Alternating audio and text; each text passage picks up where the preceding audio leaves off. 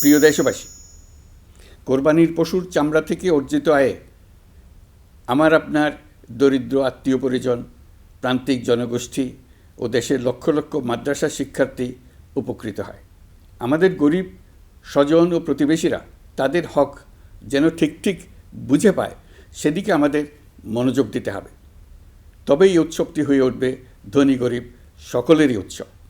পশুর চামড়ার ন্যায্য মূল্য নির্ধারণ, বর্জ্য ব্যবস্থাপনা সহ সার্বিক বিষয়ে সুষ্ঠু ব্যবস্থাপনা নিশ্চিত করতে সরকারের একটি উচ্চ পর্যায়ের কমিটি কাজ করছে। একটি কন্ট্রোল রুমও খোলা হয়েছে।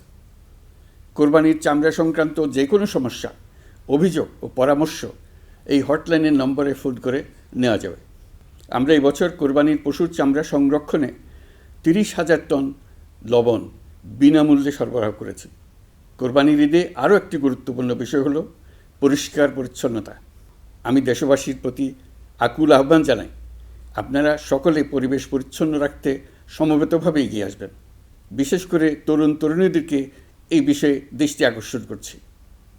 এবছর যারা হজ ব্রত পালন করছেন তাদের প্রত্যেককে জানাচ্ছি আন্তরিক শুভেচ্ছা ও অভিনন্দন। মহান রব্বুল আলমিনের অশেষ মেহেরবানিতে আপনাদের দোয়ায় এবং সংশ্লিষ্ট সবার সর্বোচ্চ আন্তরিকতা ও পেশাদারিত্বের ফলে এবছর আমাদের হজ ব্যবস্থাপনায় সাফল্য এসছে। প্রথমবারের মতো সরকারি ব্যবস্থাপনায় লাব্বায়েক অ্যাপের মাধ্যমে হজের সার্বিক ব্যবস্থাপনা ও সেবা নিশ্চিত করা হচ্ছে। এখন পর্যন্ত হজ ব্যবস্থাপনায় কোনো অনিয়মের খবর আসেনি। টাকা দিয়েও হজে যেতে না পারার যন্ত্রণা কাউকে কাঁদতে হয়নি। হজ ক্যাম্প কিংবা বিমানবন্দরে কোনো হাজিকে প্রতিবাদ বিক্ষোভ করতে হয়নি। প্রথমবারের মতো সরকারি টাকায় কাউকে হজে পাঠানো হয়নি। প্রিয় দেশবাসী, ঈদ উল ফিতরের অভিজ্ঞতাকে কাজে লাগিয়ে দীর্ঘমেয়াদে বাজারের জিনিসপত্রের দাম স্থিতিশীল রাখতে আমরা তৎপর হয়েছি। এবার কোরবানির ঈদেও কোনো জিনিসের দাম যাতে আকস্মিকভাবে বেড়ে না যায়, সেদিকে আমরা সর্বোচ্চ নজর দিয়েছি। ফলে এবার আলু, পেঁয়াজ, ডিম, চিনি, শাকসবজি, তরিতরকারি ও মশলাসহ অধিকাংশ পণ্যের দাম গত বছরের তুলনায় কমেছে। আমরা সার্বিক বাজার ব্যবস্থাকে দুর্বৃত্তদের চক্র থেকে বের করে এনে বাজারে একটা প্রতিযোগিতামূলক পরিবেশ তৈরি করতে পেরেছি। জনগণকে ন্যায্য মূল্যে নিত্য প্রয়োজনীয় জিনিস পৌঁছে দিতে সরকারের সব রকমের চেষ্টা অব্যাহত আছে।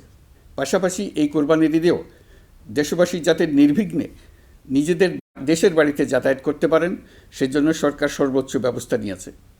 আইনশৃঙ্খলা বাহিনীর সদস্যরা মানুষের জানমালের নিরাপত্তায় সজাগ রয়েছেন। ঈদের ছুটির মধ্যেও বিপুল সংখ্যক কর্মকর্তা কর্মচারী এবং পুলিশ ও সেনাবাহিনীর সদস্যরা অক্লান্ত পরিশ্রম করছেন। আমি তাদের প্রতি আন্তরিক কৃতজ্ঞতা জানাচ্ছি।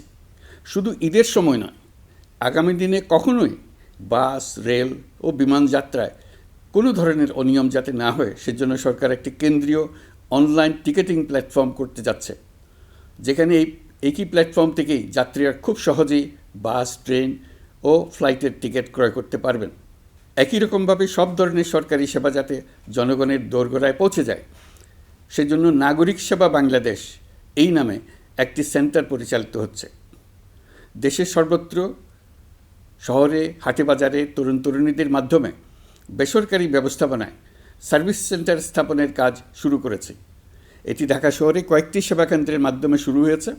প্রশিক্ষণপ্রাপ্ত স্থানীয় তরুণ উদ্যোক্তারা নাগরিক সেবাকেন্দ্র থেকে সাধারণ নাগরিকদের এনআইডি, পাসপোর্ট, লাইসেন্স, পুলিশের কাছে জিডি করা, কর ফাইলিং করা সহ বিভিন্ন সরকারি ডিজিটাল সেবা দেবেন। এর ফলে দালাল চক্রের খপ্পর থেকে মুক্তি পাওয়া যাবে। নানা রকম হয়রানি ও ভোগান্তি কমবে বলে আমরা আশাবাদী।